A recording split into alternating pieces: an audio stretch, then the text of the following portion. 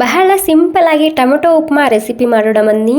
ಹಾಗೆ ಬಾಯಲ್ಲಿಟ್ಟರೆ ಕರಗುವಂತಹ ಒಂದು healthy recipe ಅಂತಲೇ ಹೇಳ್ಬೋದು. ಇದು ತುಂಬಾ ರುಚಿಯಾಗಿರುತ್ತೆ. ಟ್ರೈ ಮಾಡಿ ನೋಡಿ ಒಂದ್ಸಲ. ಮೊದಲಿಗೆ ನಾನಿಲ್ಲಿ 1 ಕಪ್ ಬಾಂಬೆ ರವೆ ತೊಗೊಂಡಿದ್ದೀನಿ. ಸ್ವಲ್ಪ ಎಣ್ಣೆ ಹಾಕಿ ಅದನ್ನು ಒಂದು 5 ನಿಮಿಷ ಸರಿಯಾಗಿ ಹುರ್ಕೊಂಡು ತೊಗೋಬೇಕು. ಇಲ್ಲಿ ರವೆ ಹುರಿಯೋದು ತುಂಬಾ ಇಂಪಾರ್ಟೆಂಟ್. ಅಷ್ಟೇ ರುಚಿಯಾಗಿ ಬರುತ್ತೆ ನಾವು ಮಾಡುವಂತಹ ಟೊಮೆಟೊ ಉಪ್ಪಿಟ್ಟು.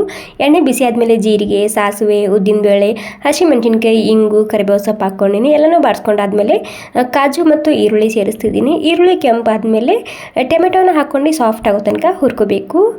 ಇವಾಗ ಟೊಮೆಟೊ ಜೊತೆಗೆ ಸ್ವಲ್ಪ ಅರಿಶಿಣ ಮತ್ತು ಉಪ್ಪು ಕೂಡ ಸೇರಿಸ್ತಿದ್ದೀನಿ. ಇವಾಗ ಏನಿಲ್ಲ, ಟೊಮೆಟೊ ಸಾಫ್ಟ್ ಆಗಬೇಕು.